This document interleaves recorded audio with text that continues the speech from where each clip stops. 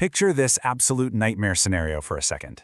You fire up a brand new prop firm challenge. You've been prepping for months, right? Your setups are just flawless. You execute perfectly, holding your nerve through some crazy market volatility. And boom, you actually manage to hit your entire profit target in just 3 days of trading.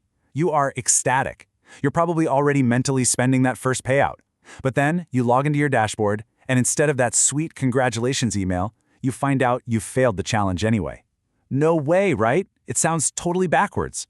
How on earth can you beat the market, win the game, and still lose the account? Well, this devastating outcome actually happens to highly skilled traders all the time. And it's almost always because of this one wildly misunderstood technicality, the minimum trading day rule. Look, hitting your profit target, that's really only half the battle. You also have to prove to the firm that you didn't just get incredibly lucky on a couple of rogue, over-leveraged trades. So in this explainer, we're going to break down exactly how this rule works, shatter the big myths around it, and give you the precise mathematical strategy to make sure you never, ever lose a funded account to a simple calendar error. Let's start with a crystal clear definition. Basically, a minimum trading day is a rule stating you have to open at least one trade on a specific number of separate calendar days to pass an evaluation. Now listen closely to this part because it's absolutely crucial. Any calendar day where you open at least one position completely counts. It totally doesn't matter if that trade was a huge winner or a massive loser. Doesn't matter if you traded one tiny micro lot or 50 standard lots. And it definitely doesn't matter if you held the position for 10 seconds or 10 hours, though frankly, hopefully you aren't sweating through a 50-lot trade for 10 straight hours. If you intentionally click the button and opened a trade on that specific calendar day, it officially counts towards your total. So what's the magic number we're aiming for here? Well, for the vast majority of the industry, and this includes the heavy hitters like FTMO and FundedNext, the standard requirement is exactly 4 minimum trading days. Now, sure, some firms might ask for 5, maybe a few outliers even ask for 10, but 4 is the benchmark you really need to keep firmly in your head. It's kind of the industry standard sweet spot. It's long enough to prove you're a consistent trader with a repeatable strategy, instead of just some one-hit wonder who went all in on a crazy news event and just happened to get lucky. Okay, let's dive into this and do some rapid-fire myth-busting, because honestly, traders get so incredibly confused about how these days are actually tallied up. The very first major question we see popping up on trading forums literally all the time is this: do multiple trades on the exact same day count as multiple trading days? And the answer is a massive, definitive no. Think about this scenario for a second. If you take 5 rapid-fire trades on a single Monday morning, that still only registers as one single trading day total. The frequency of your trades within a 24-hour window is completely irrelevant to this rule. Prop firms are tracking the number of separate, distinct calendar days you're active in the market.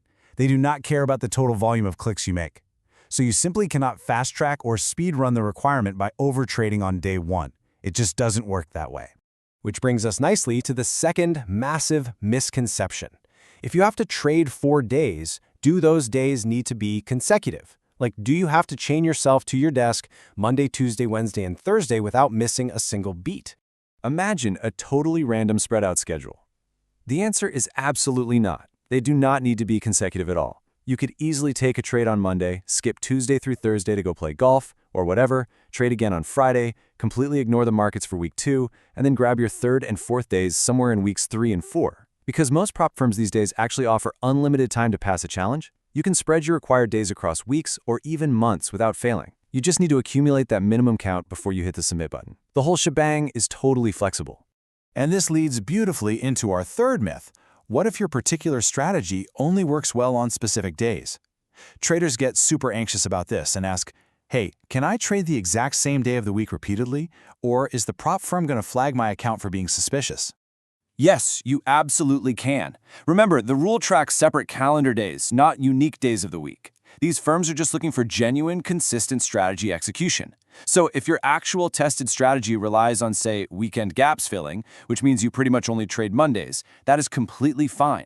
If you trade 4 separate Mondays over the course of a single month, that totally counts as 4 fully valid trading days. You definitely do not need to force a weird Wednesday trade if your edge only ever appears on a Monday. But here is where so many traders literally shoot themselves in the foot. Let's call it the trap. Say you hit your profit target on day 3, and you just need one single more day to pass. The overwhelming temptation is to just open a tiny 0.01 microlot trade on some random asset, close it 2 seconds later, and call it a day. Do not do this. I repeat, do not do this.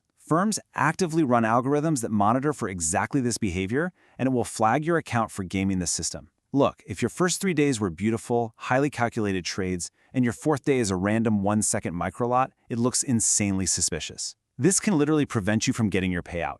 Your goal, always, is to show genuine, consistent strategy execution. So what does this all mean? That sets up the ultimate climax of our explainer. We know we absolutely shouldn't be opening random tiny trades, but what do you actually do if you hit your target early in just 2 or 3 days? How on earth do you safely pad out your acquired days without risking all the hard-earned profits you just secured? Now what's really interesting here is the exact mathematical strategy you can use to protect your account. It's surprisingly simple but highly effective. Step 1, you hit your target early. Fantastic job. Step 2, you continue trading your exact normal strategy. Don't go changing your setups, don't suddenly switch assets. But step 3, this is the real secret sauce. You simply reduce your risk per trade by 50 to 75%, or you set a very tight daily profit cap. Like tell yourself you're going to stop trading for the day once you're up or down $200. This genuine execution completely satisfies the firm's tracking metrics while keeping your overall balance perfectly safe. And this brilliantly illustrates the exact math of this foolproof strategy, showing you exactly how your account stays protected. Let's say your target was $10,000 and you are currently sitting pretty at $10,500. You just need one more trading day. Instead of your normal risk, you take a high probability trade with just a tiny 0.25% risk, which is $250. Notice that if the trade loses, your balance drops to $10,250, which is still well above your required target. If it wins, you go up to $11,000. In either scenario, you passed the challenge, you met the minimum days, and you traded your authentic strategy without triggering a single warning flag. It is absolutely brilliant, stress-free execution. All right, to keep all this straight, you really need to treat this like a definitive checklist of tracking best practices. First off, log the date in a simple spreadsheet immediately when you open a trade. Second, count up your total unique dates at the end of every single week so you know exactly where you stand. And finally, never ever mistakenly count a day where you just opened your platform to review charts. A day only counts if a position is actually opened. Look, there is literally nothing quite as agonizing as failing a challenge because time zone confusion made you think you traded, or you simply forgot that you didn't actually pull the trigger that day. Keep a log. It's a lifesaver. So the crucial point is that while 4 days is the standard for the industry, there's always an exception out there. A few unique firms, most notably the 5%ers, actually require exactly 0 minimum trading days. Yep, 0. This means if you have an incredibly rare, high-probability setup and you absolutely smash your profit target in a single trade on day 1, you instantly pass, no waiting around.